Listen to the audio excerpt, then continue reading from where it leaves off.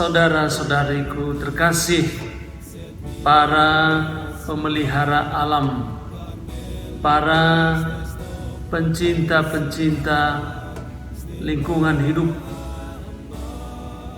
para pegiat-pegiat spiritualitas ekologi, dan siapa saja yang mendengar pengajaran ini. Salam jumpa kembali dalam percakapan kita minggu ini bersama saya, Romo Dominikus Dinong, Ordo Karmel. Kali ini kita berbicara tentang hujan. Hujan sebagai salah satu simbol alam yang dipakai oleh Santa Teresia dari kanak-kanak Yesus di dalam manuskrip-manuskripnya. Pada manuskrip A pasal 51, kata hujan muncul pertama kali. Teresia menulis demikian dalam pasal tersebut. Kalau alam menjadi bagian dari hari-hari kesedihanku, maka hari-hari ketika matahari tidak muncul, sekalipun cuma satu cahaya saja, dan hujan terus mengguyur begitu derasnya. Saya perlu mencatat bahwa dalam seluruh lingkup hidup saya, alam adalah gambaran jiwa. Hari-hari ketika air mata langit terus menangis, dan ketika satu cahaya serta langit biru tidak pernah muncul sekalipun sedikit dari balik awan, itu adalah hari-hari kesedihanku. Fenomena alam yang diinformasikan oleh Teresia bukanlah dalam arti metaforis, tetapi sebagai fakta dan peristiwa. Dan Teresia mentransfernya menjadi simbol-simbol dari pengalaman-pengalamannya yang biasa, baik pada aspek eksternal atau lahiriah maupun pada aspek interior atau batiniah. Ada simbol-simbol lain yang mirip artinya dengan hujan, yaitu awan, topan, dan badai.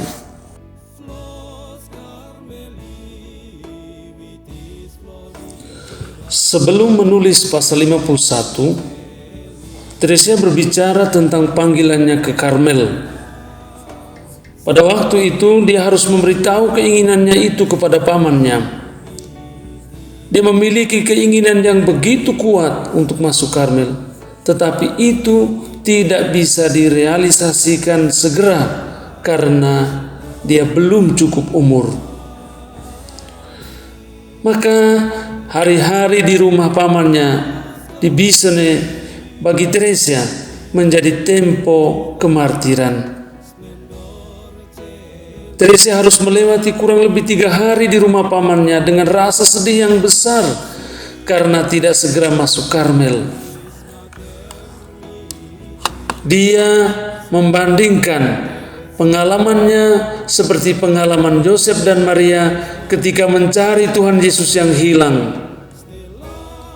Tulisnya, pada waktu itu saya seperti ada di padang gurun kesedihan, atau seperti saya ada dalam satu pertempuran yang fragil atau rapuh, di mana tidak ada pemimpin. Yesus pada waktu itu sedang tidur di dalam perahu saya. Malam begitu gelap sehingga saya tidak dapat melihatnya. Malam yang gelap seperti Yesus ketika di Taman Getsemani. Itu ditulisnya di manuskrip A pasal 51. Perjalanan untuk menjadi suster Karmel bagi Teresia lebih sebagai jalan pencobaan. Orang kudus ini gemar menggambarkan cuaca yang buruk sebagai simbol dari tantangan-tantangannya di jalan Karmel. Tantangan-tantangan itu terjadi di luar dirinya maupun di dalam dirinya. Bisa kita baca di dalam manuskrip A pasal 26, 52, 53 dan 64. Hujan dijadikan sebagai simbol untuk kesukaran dan kesulitan yang dialaminya. Di dalam tantangan-tantangan yang dialaminya, Teresa selalu percaya akan perhatian Allah kepadanya. Dia menulis, seandainya Allah yang baik tidak memberikan sinar atau cahaya untuk bunga kecilnya, maka si bunga kecil akan terlalu lemah untuk melawan hujan dan cuaca. Bunga kecil butuh kehangatan dari setetes embun manis dan keindahan musim semi.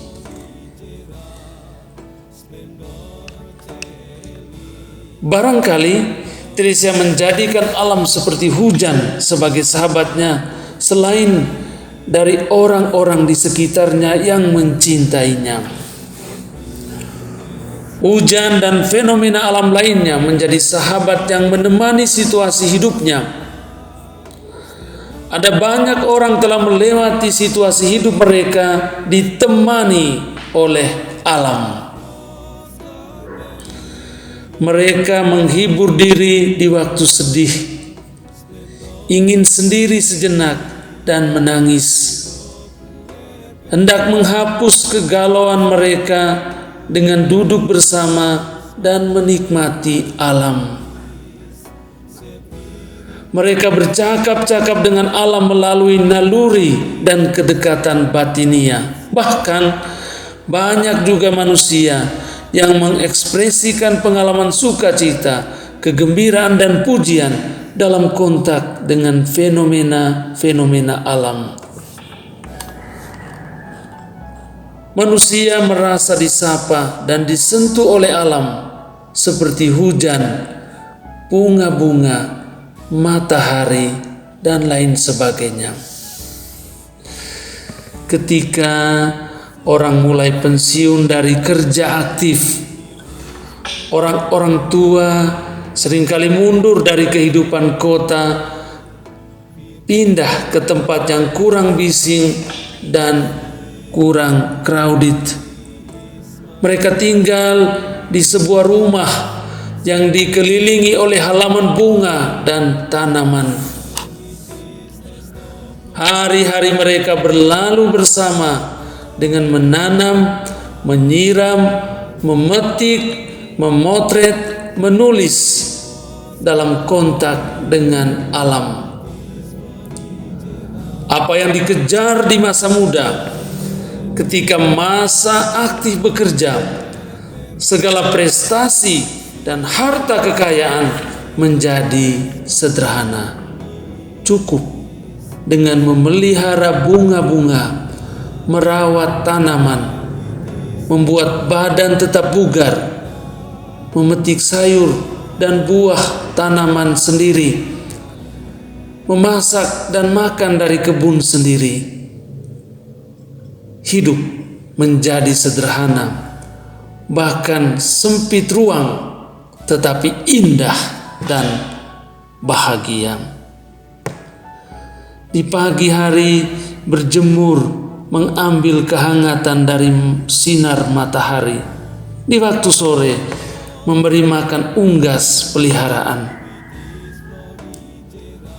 Bersahabat dan berteman dengan alam juga menjadi sarana penyembuhan luka dan kegagalan di waktu lampau.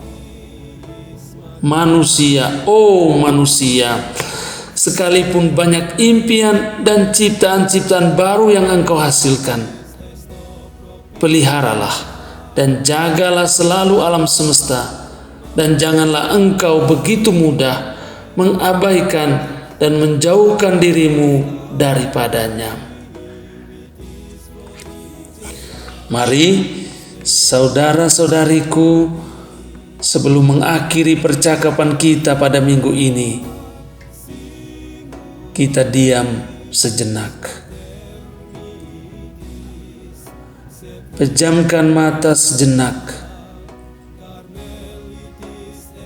Tarik napas panjang beberapa kali. Bertanyalah pada diri Anda sendiri, apakah dalam sehari aku menyempatkan diri berkontak dengan alam semesta?